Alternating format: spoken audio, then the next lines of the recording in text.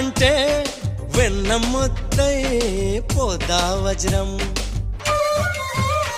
నీ ఛాతి విఖ్యాతి ఆహ తెలుసులే మేలేత నా బుగ్గలో మొటిమకు.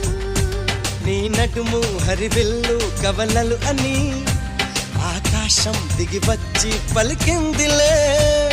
చిచ్చర పిడుగై చొచ్చుకుపోతే చిచ్చర పిడుగై చొచ్చుకుపోతే పచ్చని ఆకై విచ్చుకుపోతా.